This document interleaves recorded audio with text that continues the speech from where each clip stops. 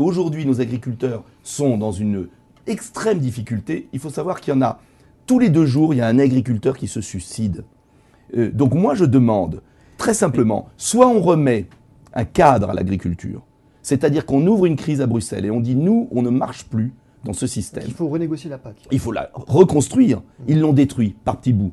Et la dernière destruction, c'est la suppression des quotas laitiers en avril 2015. Soit on reconstruit une PAC protectionniste, minimum, soit on quitte cette politique agricole et on fait une politique nationale. Qu'est-ce qu'elle va changer, la suppression des quotas laitiers? Parce qu'on est en dessous, on produit moins que les quotas. Non, ce qui va se changer, c'est que des pays comme le Danemark, les Pays-Bas, l'Allemagne, la Pologne, la Roumanie n'auront plus de quotas, ont prévu d'augmenter, ils ont déjà augmenté leur production de lait considérablement, avec un avantage comparatif énorme puisqu'ils emploient des esclaves à 3 € de l'heure dans les exploitations allemandes.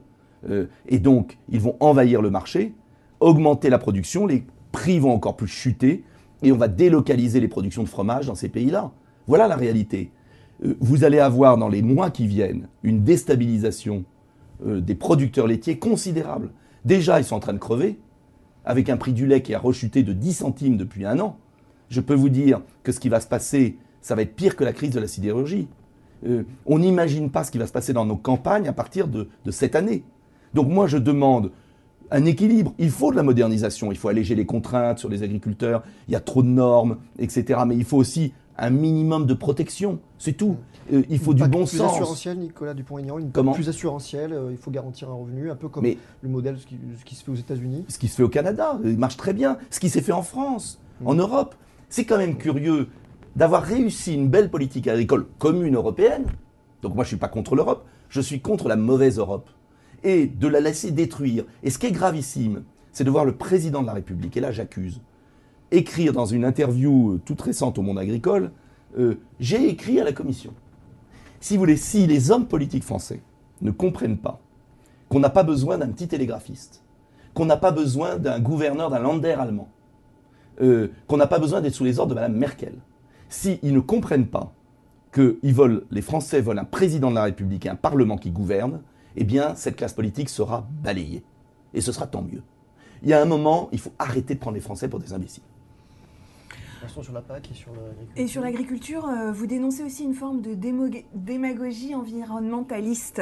Produire moins mais mieux n'est-ce pourtant pas l'avenir de l'agriculture française? Je ne suis pas anti-environnementaliste.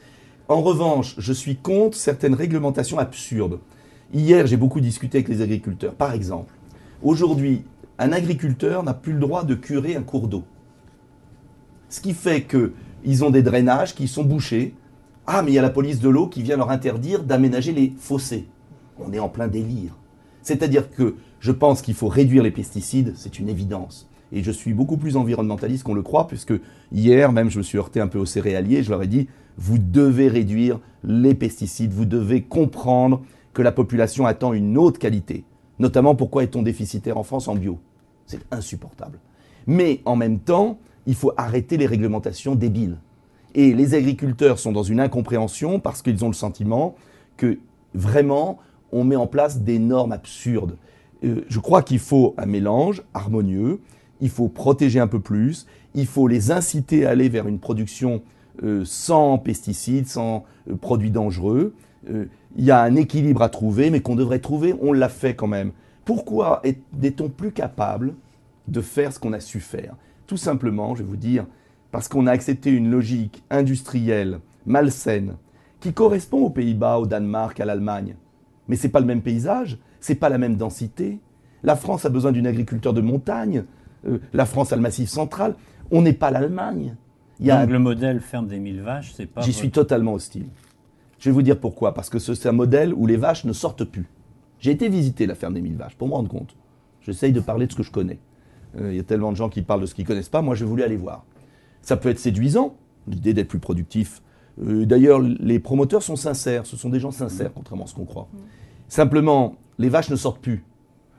Est-ce qu'il ne faut pas plutôt avoir une agriculture modernisée, avec des exploitations plus grandes, mais adaptées à notre terroir, qui permettent d'utiliser les pâturages?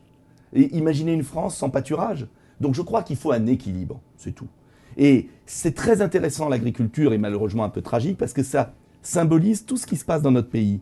C'est-à-dire le sentiment justifié de nos concitoyens que le pouvoir politique n'a plus prise sur les événements. C'est ça qui pose problème. Vous êtes très dur sur l'institution européenne. Oui. Cela dit, l'Union européenne, c'est aussi un vrai soutien aux agriculteurs.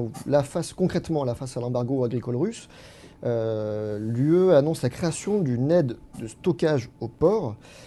C'est bien la preuve que c'est réactif tout ça, que la situation, ça nous aide. Je vais vous dire, il y a un mythe que les agriculteurs ont d'ailleurs compris maintenant, parce qu'ils ne sont pas idiots, c'est que l'Union européenne nous coûte 7 milliards d'euros à la France. Donc quand le président de la République a dit au salon de l'agriculture, s'il n'y avait pas l'Europe, agriculteurs, vous ne serez pas aidés. C'est complètement faux. Il y a de l'argent qui vient, 9 milliards sur l'agriculture française de l'Europe, mais on en donne 20. Donc je vais vous dire, demain matin, on arrête la politique agricole commune. Nous, on a 7 milliards d'économies, on peut les donner aux agriculteurs. Pardonnez-moi, mais c'est une logique un peu curieuse, parce que ça veut dire que donc nous, on finance notre propre agriculture, parce qu'on en aurait les moyens. Au moins, ça sera plus efficace. Les Espagnols, ils financent la leur, les Grecs financent la leur. Écoutez, moi, je suis chargé du peuple français. C'est les riches qui aident les riches et les pauvres qui aident les pauvres, ça. Avec l'Union européenne, nous déversons des milliards pour créer des usines qui nous concurrencent ailleurs. Donc il y a peut-être un moment où il va falloir défendre les Français. Et moi, ce que je dis, c'est que soit on renégocie la PAC et on dit à nos amis européens, on refait une PAC protectrice et on refuse le traité transatlantique, qui est vital. Si vous voulez manger du poulet au chlore, du bœuf aux hormones, et j'ai vu les éleveurs qui m'ont dit c'est la fin de l'élevage en France. Bon, le traité transatlantique. Donc soit on protège l'Europe et l'Europe sera aimée, soit on laisse l'Europe à volo et on reviendra à la nation. Vous savez, dans la vie, soit on est efficace et les gens vous aiment, soit on n'est pas efficace, et à un moment, à force de tirer sur la corde, elle lâche.